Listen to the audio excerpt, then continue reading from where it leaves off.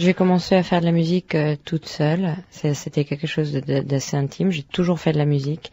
C'est marrant parce que je lis souvent dans mes interviews que j'ai commencé à faire de la musique en rencontrant d'autres personnes avec qui je me suis mis à écrire. Mais la musique a toujours fait partie de la vie. J'ai écrit énormément de chansons avant mon premier album qui est sorti en 2000, qui s'appelle La biographie de Loka Philipsen. Mais bien avant, pendant des années, je faisais des musiques, que ce soit pour des films ou pour moi. Ça a toujours fait partie de ma vie. Mon premier groupe s'appelait K-A-B, Karen and Band. C'était avec des amis. Moi j'avais 17-18 ans et puis on faisait de tout. Ça allait du punk rock jusqu'à la folk music. Ensuite, je me suis remis à faire des chansons très intimistes. Après, j'avais un autre groupe avec d'autres amis, mais qui a duré 2 mois, pas plus, tout en continuant à faire de la musique, en continuant à enregistrer mes chansons.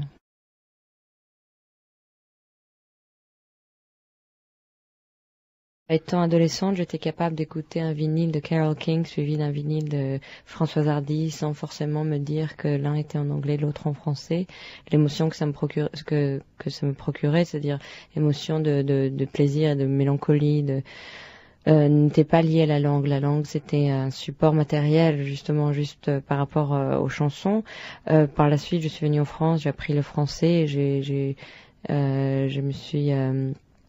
je suis devenue un peu obsédée par l'amour pour la langue française parce que composer pour moi était plus instinctif, plus naturel en anglais puisque c'est une langue qui va très bien avec toutes sortes de musique, alors que le français c'est quelque chose de plus difficile à tisser pour certains genres de musique.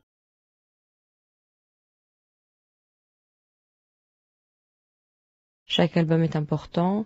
Je pense qu'on a un style d'écriture et après on peut s'amuser à faire des productions et des habillages différents pour ne pas s'ennuyer. Quand on fait un album et quand on écrit des chansons, c'est quelque chose de très qui demande à être isolé, quelque chose de très solitaire. C'est un travail vraiment qui se fait à l'écart et en déconnexion. Par contre, par moments, c'est très très agréable et très important de travailler avec d'autres gens. Je l'ai fait pendant mes 2 premiers albums, pratiquement entièrement était une coécriture. C'est très important d'avoir le regard de l'autre sur son travail et d'avoir de fraîcheur, sinon on finit par détester tout ce qu'on fait et avoir l'impression que ça ne tient pas la route. Sur Nolita, c'est un album que je fais pour la plupart seul. Les chansons qui sont faites avec les autres, c'est-à-dire il y en a 3, où la musique est signée Guy Chambers et le texte c'est le mien, ça date d'un projet qu'on a écrit pour quelqu'un d'autre et en écrivant plein de chansons pour quelqu'un, je me suis rendu compte que cette chanson, le texte était beaucoup plus proche de moi que de l'autre personne, donc j'ai décidé de garder la chanson.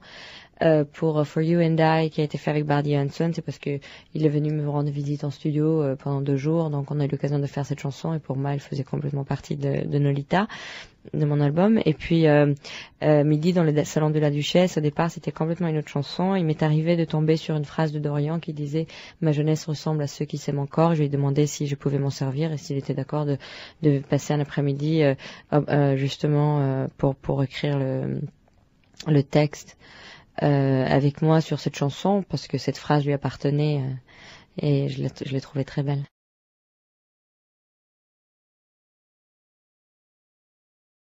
J'ai fait 2 albums en français, un album en anglais qui est sorti ici d'abord. J'ai eu la chance de signer avec un label américain qui l'est sorti.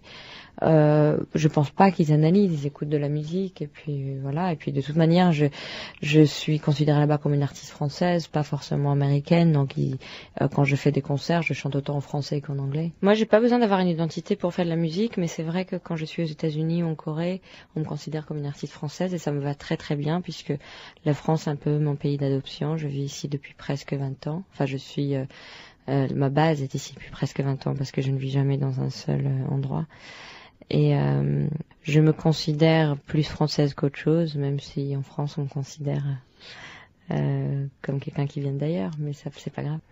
En fait, le fait d'avoir plusieurs origines et le fait d'avoir des parents de diverses origines, que ce soit russe ou hollandais ou israélien ou indonésien, et de vivre en France n'a pas forcément un rapport avec la musique, parce que dans ma génération, on peut avoir accès à n'importe quelle musique, n'importe où, on peut rentrer chez n'importe quel disquaire et trouver la world music, etc. C'est-à-dire que ma culture musicale, elle n'est pas forcément multinationale. J'aime la chanson en France, mais j'aime aussi la folk américaine, la folk anglaise, irlandaise. J'aime la musique brésilienne.